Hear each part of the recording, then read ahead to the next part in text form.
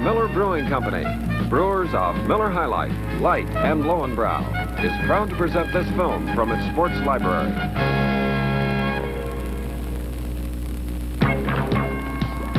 What is the magic that turns Lincoln, Nebraska into a sea of red each autumn Saturday? And sold out every seat in this stadium during the 70s. Could it be a special emotion that echoes from a pep rally in central Pennsylvania? Sure help. We need your support. We need the kind of enthusiasm you gave us last year. And if we all pull together, we can win. Or explodes at a dramatic last-second comeback in South Bend? Seconds remain. Lish rolling out to the left. He looks, he throws. It's good! Holohan made the catch in the end zone. Pete Holohan, a two-point catch. Notre Dame takes the lead, 18-17. Could it be the charm of a homecoming in Baton Rouge? The grit of a legend in Tuscaloosa? Or the spirit of a locker room in Syracuse? No way I can keep this ball. But I'm going to tell you how I'm doing it. I'm going to frame it, throw it in that trophy case, and it's going to be written all over all the guys that played here in the past. That's what It is all these and more. It is college football, a gathering of alumni, coaches, and players that instantly diverts a game into a Saturday spectacular. Together, they turned up the volume on a decade of excitement and achievement. A decade of college football to be remembered as the Super 70s.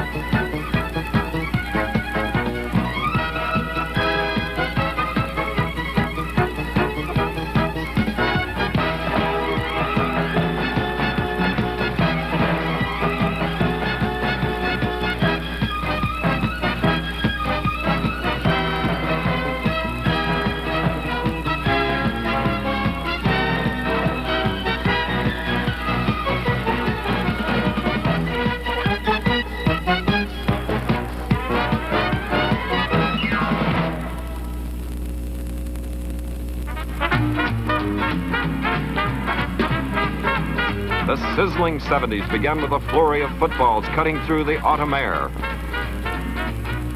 The ground-oriented wishbone formation was still in its infancy. Quarterbacks and their graceful targets captured the headline.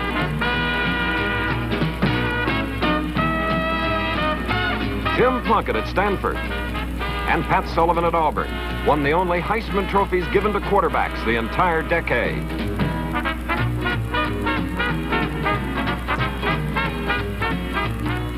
Notre Dame's Joe Theismann even changed his name to Theismann, so it would rhyme with Heisman.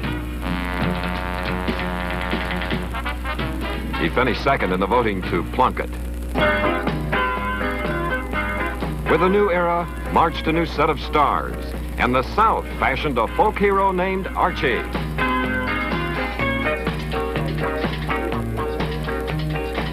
Here was the boy next door suddenly in the spotlight. Richie Cunningham in football pads.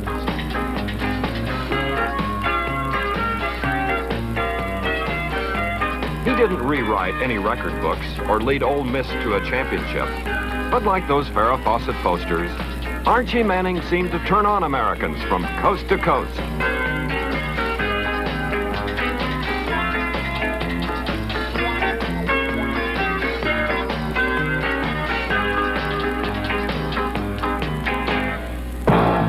As the new decade began to take shape, so did an incredibly talented team from Lincoln, Nebraska.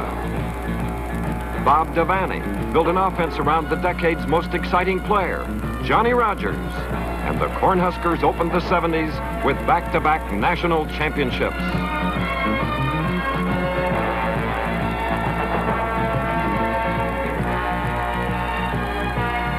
While winning the Heisman Trophy, Johnny Rodgers scored a touchdown every 9 times he touched the football. This twisting punt return through a minefield of Oklahomans is still considered a classic.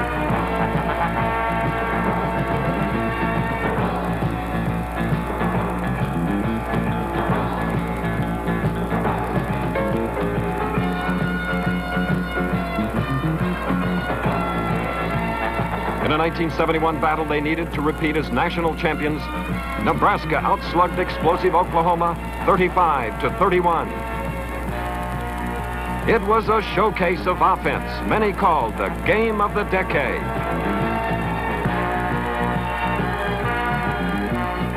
This was Nebraska's hour in the sun, as the stunning victory helped put another gem in the Cornhuskers trophy case. Before long, Nebraska had to step aside for its neighbor to the south. Oklahoma adopted the dreaded wishbone in 1970, and that decision dropped the green flag on a decade of awesome offense.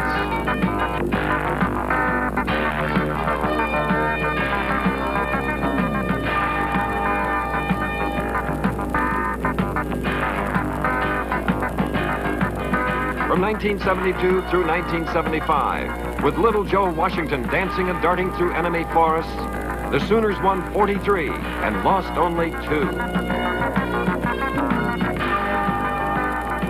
They claimed national championships in 74 and 75, and their freewheeling, high-risk offense set the groundwork for a running attack that was the decade's most productive and most dangerous.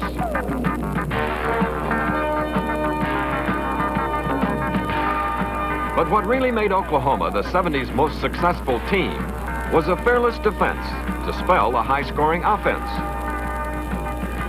19 first-team All-Americans in a decade of defenders that included 3 from one family. The Selmans of Eufaula, Oklahoma. Lucius, Leroy, and Dewey shared one pleasure, burying ball carriers. Oklahoma won 102 games in the 70's, and Nebraska 98. They were the 2 heavyweights in the first half of a fabulous decade.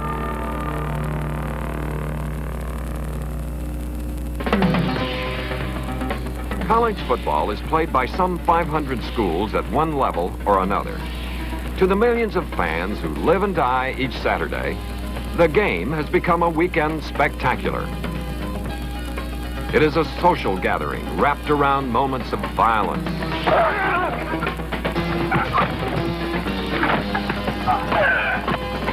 But crowned with moments of brilliance.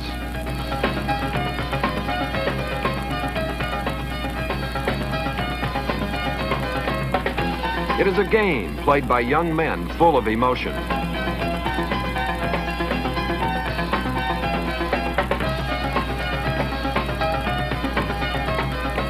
And not afraid to show their individualism.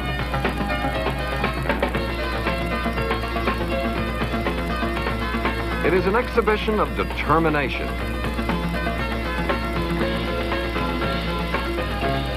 Like the world that watches, it is constantly changing. On September 17th, 1972, when Archie Griffin put on the scarlet and gray of Ohio State for the first time, the world soon realized Archie Griffin was only a freshman. They had not played college football since the 50s, but now freshman runners like Griffin had 4 years to take dead aim on some long-standing records. And the freshman-eligible rule would affect the sport more than any other legislation of the decade. Archie Griffin became the first and only player to collect 2 Heisman trophies. The brilliant Buckeye pierced the dam, and a flood of runners waved at nearly every rushing record in the books. Each of college football's all-time top 12 runners made their mark in the 70's, as did the leading ground gainers of every major conference. As the total reliance on the passing game slowly disappeared, running reached new highs in the 70's. Throughout the decade, only the track team ran more than the Sooners of Oklahoma. Greg Pruitt, Joe Washington, and the incomparable Billy Sims. So devastating was the Sooners' top-ranked ground attack, they averaged over 35 points a game and were never held scoreless in any game during the entire decade. averaging better than 7 yards a carry. Billy Sims was the only player in history to win a Heisman Trophy as a junior and finish second as a senior.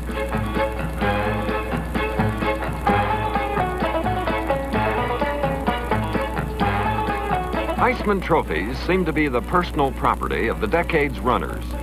Earl Campbell brought one to Texas, and no one disputed his rating as the premier fullback of the 70s.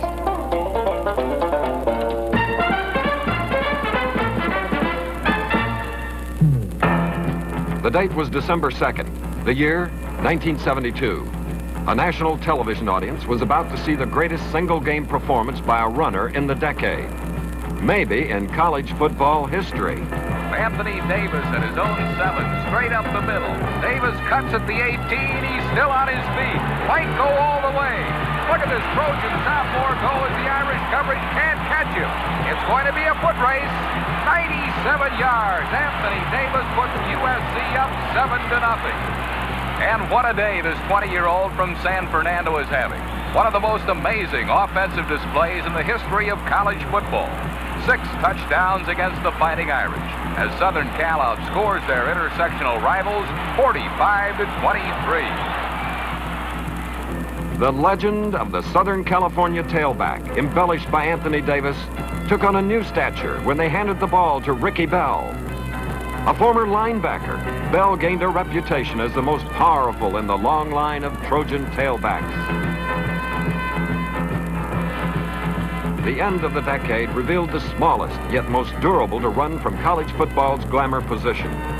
Charles White, out of the same high school as Anthony Davis, became the best of them all, the #1 runner in USC and Pac-10 history.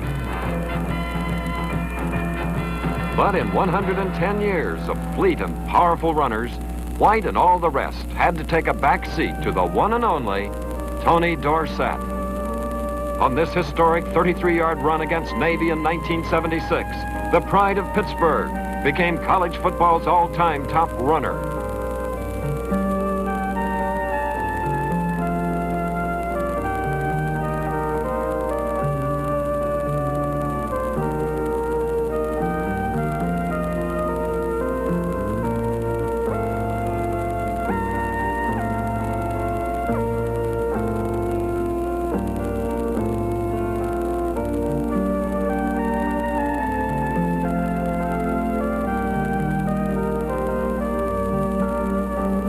Dorsett would go on to set 17 NCAA records and win the Heisman Trophy by the second largest margin ever. In our nation's bicentennial year, he led the Panthers to a national championship and a 12-0 mark. Only one of 5 teams to gain a perfect record during the last half of the decade. As a boy, he had cried when he couldn't make his Little League teams. They said he was too small. But now, growing up, Tony Dorsett was, without a doubt, college football's player of the decade.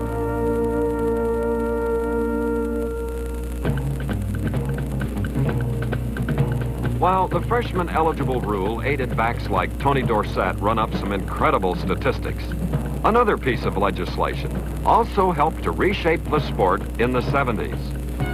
In an effort to equalize the strength of the major colleges, scholarships were limited to only 30 per college in a single year, and no school could have any more than 95 athletes on scholarship at one time. This enforced limit, the so-called 30-95 rule, meant coaches had to be more selective in who they offered scholarships, and it made recruiting the single most important aspect of a coach's job. During a decade in which they reigned as college football's 4th winningest team, Penn State maintained a position of prominence. One of the Lions' keys to success was a unique approach to recruiting, geared right to the student and his family. Here's how they do it. I'm Fran Fisher of Penn State University. No college football program in America can be successful without good recruiting.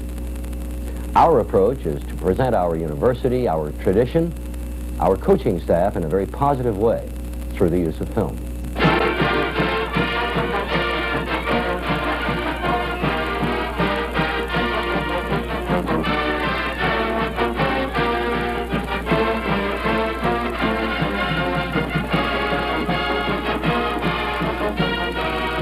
This film gives us an opportunity to introduce former Penn Staters now in the NFL, who can reflect on their days here on campus.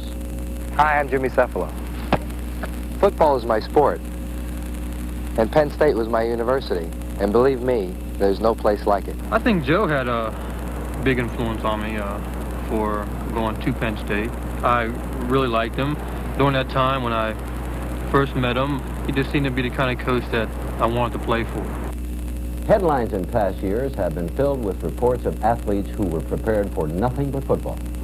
When they failed as a pro, they failed in life because football was their life. We make it clear up front, the football player does attend class and earns his diploma. Two-time defensive All-America Bruce Clark, for example, majored in food service and housing administration, and while a student, learned the job from top to bottom. Many of the outstanding athletes considering Penn State are also being recruited by Big Ten schools, Big 8 schools, major independents, up to 100 other schools. We want them to see the unique atmosphere of a modern campus in central Pennsylvania. Feel the friendliness of Penn State people, the fun of nightlife, facilities that are among the best in America, the pride of 42 consecutive non-losing football seasons, and a coach who has gained nationwide respect both in and out of football.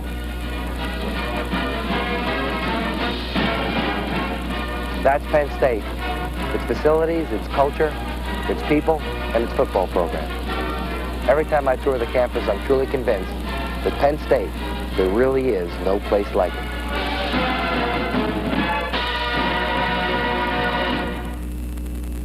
By the use of film like that, we try to tell our story.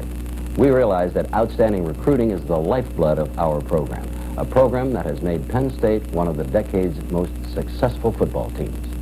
And it looked like that recruiting was about to pay off. Penn State was ready to claim its first national championship ever in 1978, until the Lions came face to face with the team that dominated the late 70s. And the man who stood above the rest. Called by Time magazine, football supercoach, Paul William Bryant was born on September 11, 1913. Surely only coincidence that his birthday coincides with the beginning of football season. While becoming the first coach ever to win over 100 games in a decade, the Bear produced teams totally drilled in fundamentals. Defenders who could read, pursue, and strike.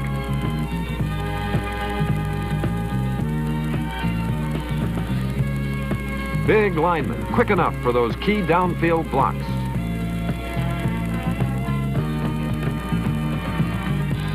Runners who would not be denied those precious extra yards.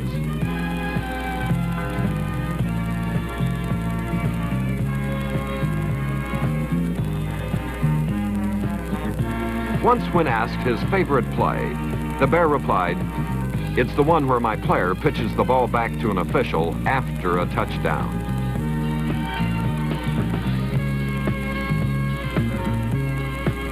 The catalyst that fueled this team of the decade was a little heralded switch to the wishbone in 1971.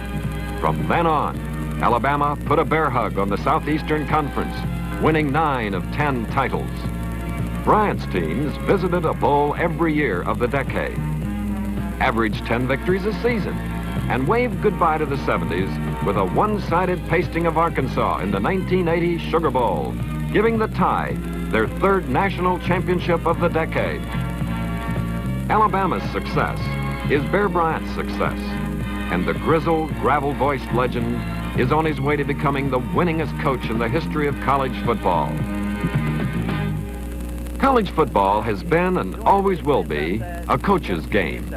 They teach, they inspire, they innovate. They are the generals plotting the master plan. Throughout the 70s, the winning ones structured their foundation around the old adage, if the other guy can't score, he isn't going to beat you.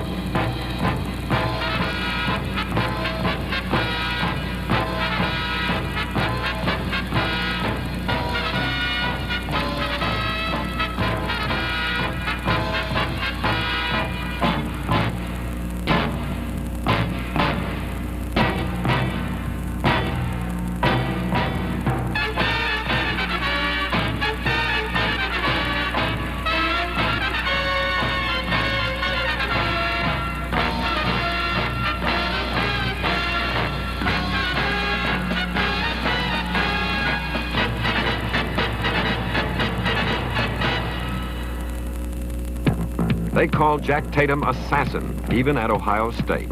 Number 32 epitomized the rugged, unyielding defender who believed football was a contact sport. Jack Tatum played like he was both the driver and the car in a destruction derby.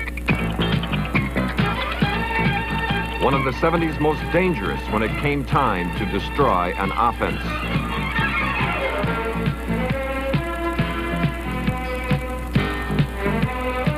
It was classic defense that ended the decade's longest unbeaten streak. In 1975, lowly Kansas picked off 4 Oklahoma passes and blocked 2 kicks as the Jayhawks halted the Sooners' string of 37 games without a loss.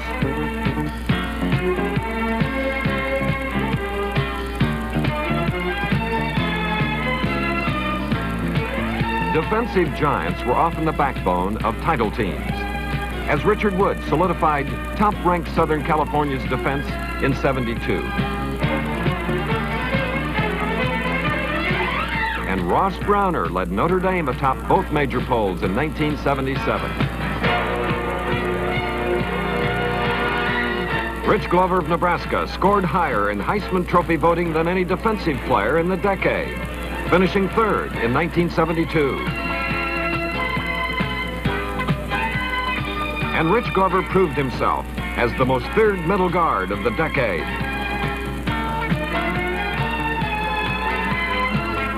Then there was Randy White. He, more than anyone, turned football players to weight training.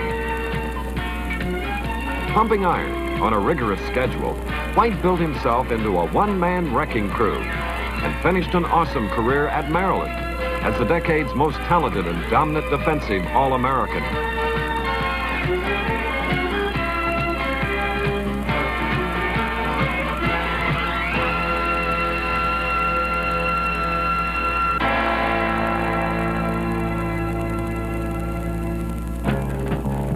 No team stood as high on defense as Michigan. During the Super 70's, the Wolverines led the nation in rushing defense, total defense, and scoring defense, allowing an average of just 8 points a game. Escorting a runner into the Michigan end zone was like trying to sneak a chicken by a fox. The Wolverines' 96 victories in the 70's served as a tribute to a defense that was the decade's finest. Undoubtedly, history books will remember the Super 70's as the spawning ground for some awesome defense. But there were other memories that enhanced the excitement of this classic decade. Remember the year-to-year perfection of Nebraska, the only team to finish in the top 10 each year of the 70's.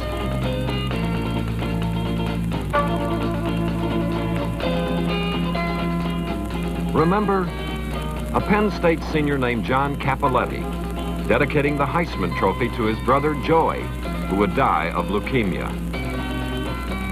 Remember the gamble of the decade, that '73 Sugar Bowl, a last-minute pass that preserved Notre Dame's astonishing upset of previously unbeaten Alabama.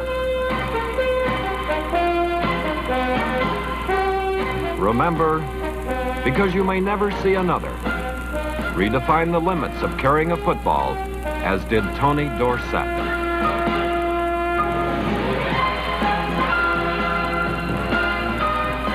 And remember, 9 special young men whose achievements won them the most coveted award in amateur sports, the Heisman Trophy.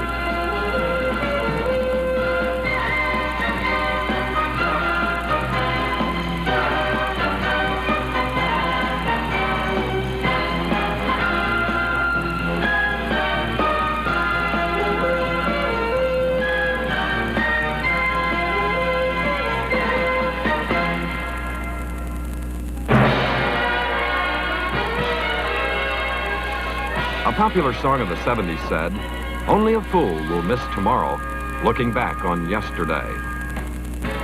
The tomorrows of college football promise untold excitement, possibly a super conference of major teams, a national playoff to determine a true champion. But while anticipating a glittering future, savor a yesterday filled with wondrous accomplishment. A yesterday of record-shattering runners, brilliant coaches, spectacular teams. A yesterday that composed a decade of college football to be long remembered as the Super 70s.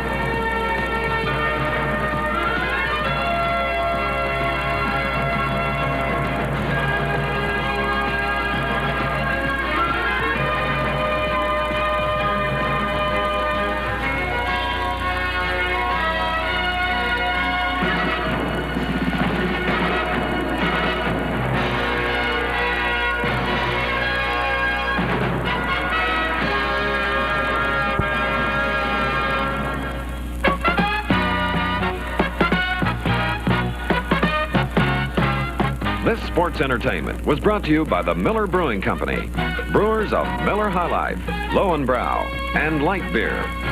America's quality brewer since 1855.